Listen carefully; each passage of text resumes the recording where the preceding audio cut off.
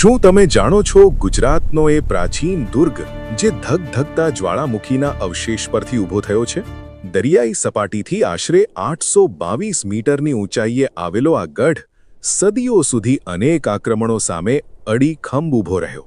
આ છે પાવાગઢ, જ્યાં ધાર્મિક માન્યતા મુજબ માં કાલિકા શક્તિપીઠ તરીકે બિરાજે છે અને જ્યાં ઇતિહાસ અને આસ્થા એકબીજા સાથે ગૂંથાયેલા છે. 15મી સદીમાં ગુજરાતના સુલતાન મોહમ્મદ બેગડાએ આ ગઢને જીતવા માટે લગભગ 20 મહિનાનો લાંબો ઘેરો ઘાલ્યો હતો. આ લાંબા સંઘર્ષ પછી 1484માં આ કિલ્લો સુલતાનના કબજામાં આવ્યો અને એક યુગનો અંત થયો. લોકકથાઓ કહે છે કે અહીંના અંતિમ રાજા સાથે જોડાયેલી કેટલીક ઘટનાઓ આજે પણ ગુજરાતના લોકગીતોમાં જીવંત છે. પરંતુ ઇતિહાસ શું કહે છે અને આ ગઢનું શિખર 500 વર્ષ પછી ફરી ધ્વજથી શોભિત કેવી રીતે થયું?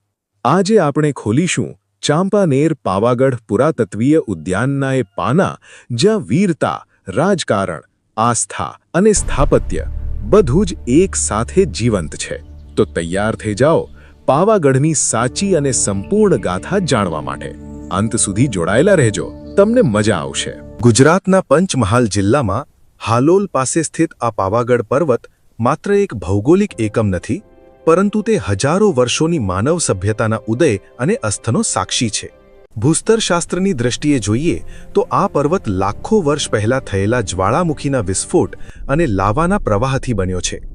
અહીં જોવા મળતા રાયોલાઇટ નામના ખડકોનો આછો પીળો અને લાલાશ પડતો રંગ જાણે ચંપક પુષ્પ જેવો દેખાય છે, અને તેના પરથી જ આ પર્વતની તળેટીમાં વસેલા શહેરનું નામ ચાંપાનેર પડ્યું હોવાનું મનાય છે.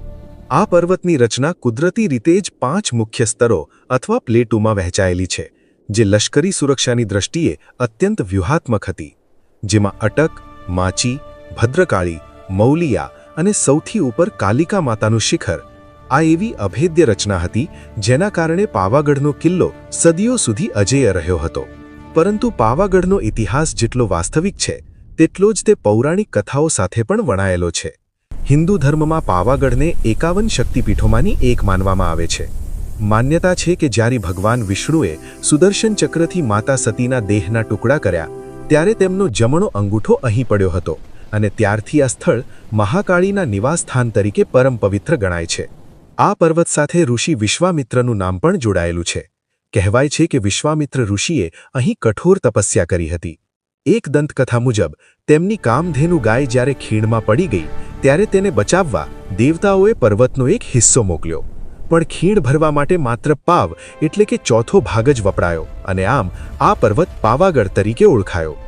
આ પવિત્ર પર્વત પરથી જ વિશ્વામિત્રી નદીનું ઉદ્ગમ થાય છે, જે આજે પણ ગુજરાતની સંસ્કૃતિને વહેતી રાખે છે.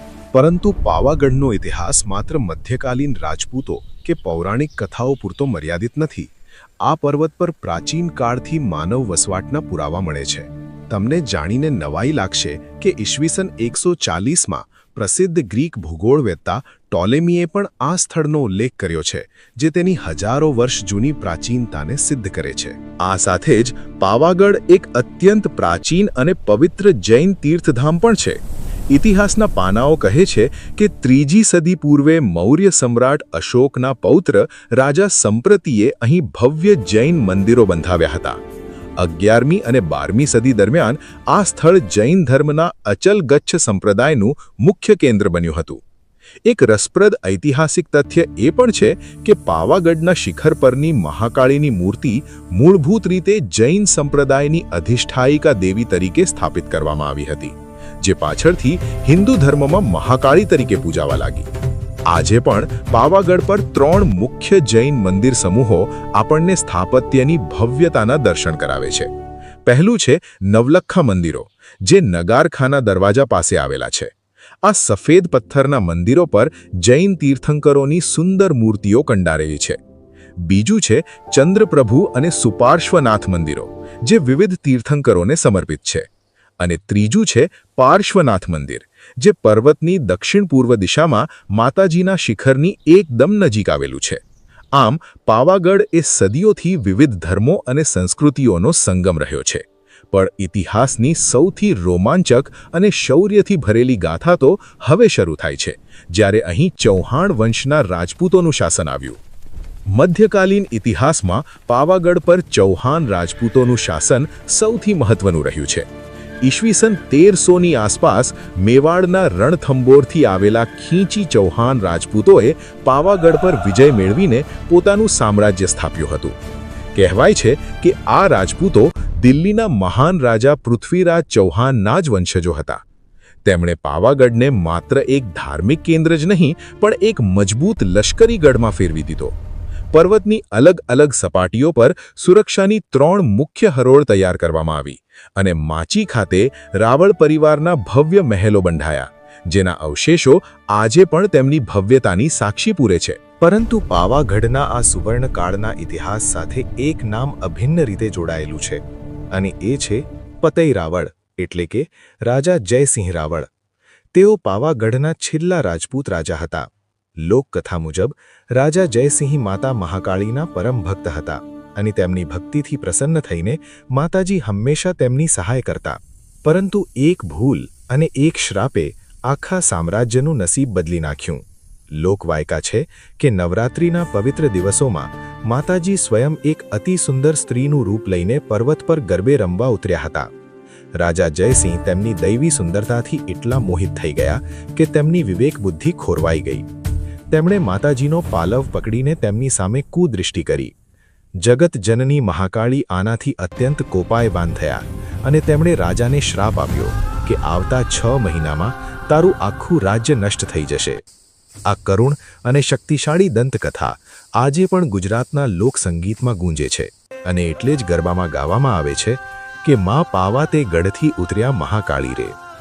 આ શ્રાપ પછી પાવાગઢના આકાશમાં સંકટના વાદળો ઘેરાવા લાગ્યા, કારણ કે બીજી બાજુ ગુજરાતનો સુલતાન મહંમદ બેગડો પોતાની વિશાળ સેના સાથે આ અજેય ગઢને જીતવા માટે આગળ વધી રહ્યો હતો. 15મી સદીના અંત ભાગમાં સુલતાન મોહમ્મદ બેગડાએ પાવાગઢ ઉપર આક્રમણ કર્યું.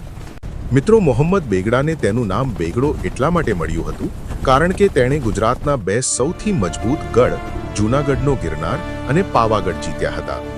પરંતુ પાવાગઢનો કિલ્લો તેની ભૌગોલિક સ્થિતિને કારણે એટલો મજબૂત હતો કે તેને સીધી લડાઈમાં જીતવો અશક્ય હતો. પરિણામે સુલતાને એક નવી રણનીતિ અપનાવી. એપ્રિલ 1483માં તેણે કિલ્લાને 4 બાજુથી ઘેરો ઘાલ્યો. તમને જાણીને નવાઈ લાગશે કે આ ઘેરો કોઈ દિવસો કે મહિનાઓ નહીં પણ પૂરા 20 મહિના સુધી સતત ચાલ્યો. સુલતાને તો કિલ્લાની તળેટીમાં જ એક ભવ્ય જામી મસ્જિદ બાંધવાની શરૂઆત કરી દીધી, જે એ વાતનો સ્પષ્ટ સંકેત હતો કે તે પાવાગઢ જીત્યા વગર અહીંથી હટવાનો નથી. આખરે 21 નવેમ્બર 1484ના રોજ એક કાળો દિવસ આવ્યો. સુલતાનની સેનાએ વહેલી સવારે જ્યારે રાજપૂત સૈનિકો સ્નાન કરવા ગયા હતા ત્યારે કિલ્લાના મુખ્ય દરવાજા તોડીને અંદર પ્રવેશ કર્યો. હાર નિશ્ચિત જોઈને કિલ્લાની અંદરની રાજપૂત સ્ત્રીઓએ પોતાની આન બાન અને શાન માટે જોહર એટલે કે સામૂહિક આત્મવિલોપન કર્યું. રાજા જયસિંહ અને તેમના મંત્રી ઘાયલ અવસ્થામાં પકડાયા અને અંતે તેમની હત્યા કરવામાં આવી.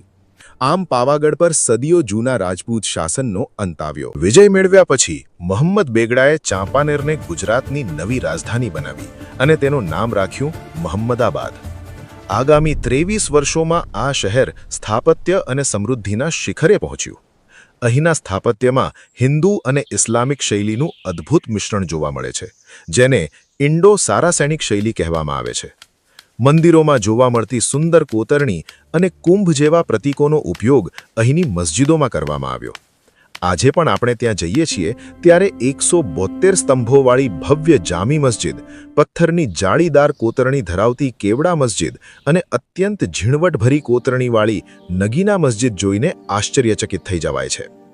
માત્ર ઇમારતો જ નહીં પણ 16મી સદીના જળ વ્યવસ્થાપનનો ઉત્તમ નમૂનો એવી સર્પાકાર સીડીઓવાળી હેલિકલ વાવ પણ બેગડાના શાસનકાળની સાક્ષી પૂરે છે. લશ્કરી નિરીક્ષણ માટે વપરાતો 7 માળનો 7 મંજિલ બુર્જ આજે પણ ત્યાં અડીખમ ઊભો છે. પરંતુ આટલો મજબૂત કિલ્લો હોવા છતાં તેની સુરક્ષા કેવી રીતે થતી? મિત્રો, પાવાગઢનો કિલ્લો સુરક્ષાની દ્રષ્ટિએ 8 મુખ્ય દરવાજાઓથી સુરક્ષિત હતો, જે આજે પણ પ્રવાસીઓ અને ઇતિહાસ પ્રેમીઓ માટે આકર્ષણનું કેન્દ્ર છે. આ દરવાજાઓ માત્ર પ્રવેશદ્વાર નહોતા પણ લશ્કરી સ્થાપત્યનો એક એવો નમૂનો હતા જે દુશ્મનને હંફાવવા માટે પૂરતા હતા. પર્વત પર ચડતા સૌથી પહેલો આવે છે અટક દરવાજો, જે કિલ્લાની સૌથી નીચેની સુરક્ષા હરોળનું રક્ષણ કરતો હતો. તેની આગળ વધતા પશ્ચિમ દિશામાં મજબૂત પ્રવેશદ્વાર તરીકે બુધિયા દરવાજો આવેલો છે. જેમ જેમ આપણે માંચી પ્લેટુ પર પહોંચીએ છીએ ત્યારે ત્યાં સદનશાહ દરવાજો જોવા મળે છે, જેને મોટી દરવાજા તરીકે પણ ઓળખવામાં આવે છે. આગળ વધતા આવે છે ચોથો દરવાજો, જેની ખાસિયત એ છે કે તેના અંદરના ભાગમાં સૈનિકો માટે રહેવાની ખાસ કોટડીઓ અને વિશાળ બુર્જો બનાવવામાં આવ્યા હતા, જેથી દુશ્મન પર ઉપરથી નજર રાખી શકાય. ત્યારબાદ 7 મંજિલની પાછળના ભાગમાં બુલંદ દરવાજો આવેલો છે. કિલ્લાના ઉપરના ભાગમાં 13મી સદીનો ઐતિહાસિક બુલંદ દરવાજો આવેલો છે, જે મકાઈ કોઠારની સાવ નજીક છે. તેની આગળ મકાઈ દરવાજો છે, જેની બંને બાજુએ અત્યંત મજબૂત બુર્જો બનાવવામાં આવ્યા હતા. અને છેલ્લે પર્વતની સૌથી ઉપરના ભાગે તારાપોર દરવાજો આવેલો છે, જે શ્રદ્ધાળુઓને સીધા મુખ્ય મંદિર તરફ દોરી જાય છે. આ 8 દરવાજાઓ ભેદવા એ કોઈ પણ સેના માટે લગભગ અશક્ય હતું, પરંતુ સમયનું ચક્ર ફર્યું અને આ ભવ્ય ગઢ મુઘલો, મરાઠાઓ અને છેવટે બ્રિટિશરોના કબજામાં આવ્યો. 16મી સદીના મધ્યમાં મુગલ સમ્રાટ હુમાયુના આક્રમણ પછી ચાંપાનેરનું મહત્વ ધીમે ધીમે ઘટવા લાગ્યું અને રાજધાની ફરીથી અમદાવાદ ખસેડવામાં આવી. પરિણામે એક સમયે ધમધમતું આ શહેર જંગલોમાં દટાઈ ગયું. ત્યારબાદ 18મી સદીમાં ઇતિહાસે ફરી કરવટ બદલી અને મરાઠાઓએ પાવાગઢ પર પોતાનો કબજો કર્યો. 1727માં કૃષ્ણાજી કદમ અને ત્યારબાદ સિંધિયા વંશના શાસકોએ અહીં રાજ કર્યું. આ સમય દરમિયાન પાવાગઢ ફરી એકવાર રાજકીય અને લશ્કરી ગતિવિધિઓનું કેન્દ્ર બન્યું. જો કે 1803માં બ્રિટિશ સેનાપતિ વુડિંગ્ટને સિંધિયા પાસેથી પાવાગઢ જીતી લીધું અને અહીં અંગ્રેજોનું શાસન સ્થપાયું. બ્રિટિશ યુગ દરમિયાન આ સ્થળ મુખ્યત્વે ચંદન અને રેશમના વેપારના એક મહત્વના કેન્દ્ર તરીકે જાણીતું હતું. સમય જતાં આ સ્થળની ઐતિહાસિક અને સ્થાપત્યકીય કિંમત આખા વિશ્વને સમજાઈ. પરિણામે વર્ષ 2004માં યુનેસ્કો દ્વારા ચાંપાનેર પાવાગઢ પુરાતત્વીય ઉદ્યાનને વર્લ્ડ હેરિટેજ સાઇટ તરીકે જાહેર કરવામાં આવ્યું. આ સન્માન મળવાનું મુખ્ય કારણ અહીંનું સચવાયેલું અજોડ સ્થાપત્ય, હિન્દુ મુસ્લિમ શૈલીનું અદ્ભુત મિશ્રણ અને પ્રાગૈતિહાસિક કાળથી ચાલી આવતી સાંસ્કૃતિક સાતત્ય છે. આજે આ આખું ક્ષેત્ર આર્કિયોલોજીકલ સર્વે ઓફ ઇન્ડિયા દ્વારા સુરક્ષિત છે અને તે ભારતની ભવ્ય વિરાસતનું પ્રતીક બની ગયું છે. પરંતુ પાવાગઢના ઇતિહાસનો સૌથી મોટો અને ભાવુક વળાંક તો હજુ બાકી હતો. જે મંદિર પર 500 વર્ષ સુધી ધ્વજ નહોતો ફરક્યો, ત્યાં એવું તે શું થયું કે આખું વાતાવરણ ભક્તિમય બની ગયું? પાવાગઢના ઇતિહાસમાં તાજેતરનો સૌથી મહત્વનો અને ગૌરવશાળી વળાંક જૂન 2022માં આવ્યો. મિત્રો, 15મી સદીમાં મહમ્મદ બેગડાના આક્રમણ સમયે મહાકાળી મંદિરનું શિખર તોડી નાખવામાં આવ્યું હતું અને તેના પર સદનશાહ પીરની દરગાહ બનાવવામાં આવી હતી. હિન્દુ શાસ્ત્રો મુજબ જે મંદિર પર શિખર ના હોય ત્યાં ધ્વજારોહણ થઈ શકતું નથી. પરિણામે 5 સદીઓ એટલે કે પૂરા 500 વર્ષ સુધી માના પરમધામ પર કોઈ ધ્વજ ફરક્યો ન હતો.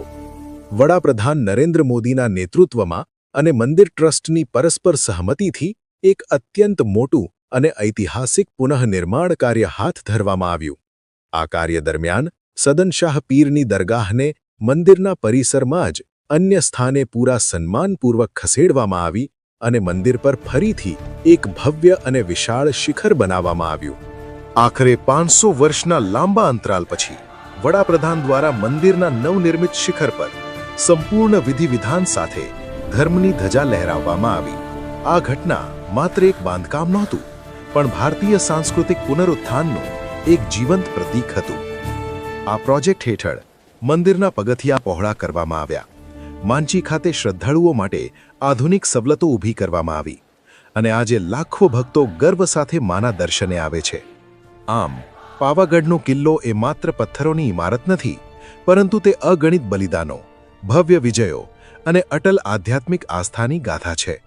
જ્વાળામુખી પર્વતમાળાથી શરૂ થયેલી સફર આજે આધુનિક રોપવે અને ભવ્ય શિખર સુધી પહોંચી છે, જે માનવ ઉત્ક્રાંતિ અને અતૂટ ભક્તિનો પુરાવો આપે છે. આજે પાવાગઢ ગુજરાતના પ્રવાસન નકશા પર એક ચમકતો સિતારો છે.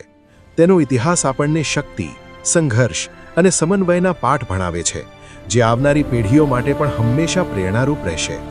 મિત્રો, પાવાગઢની આ ઐતિહાસિક ગાથા જો તમને ગમી હોય તો આ વિડીયોને લાઈક જરૂર કરજો અને ગુજરાતના આ ગૌરવશાળી ઇતિહાસને તમારા મિત્રો અને પરિવાર સાથે શેર કરવાનું ભૂલતા નહીં. આવા જ બીજા રસપ્રદ અને ઐતિહાસિક વિડીયો જોવા માટે આપણી ચેનલને અત્યારે જ સબસ્ક્રાઇબ કરો અને બેલ આઇકન દબાવો, જેથી માં કાલિકાના આશીર્વાદ અને ઇતિહાસની આવી વાતો તમારા સુધી પહોંચતી રહે. તમે પાવાગઢ ક્યારે ગયા હતા? તમારી યાદો અમને કોમેન્ટમાં ચોક્કસ જણાવજો. તો હવે મારી સાથે જોરથી બોલો, જય માં પાવાગઢવાળી.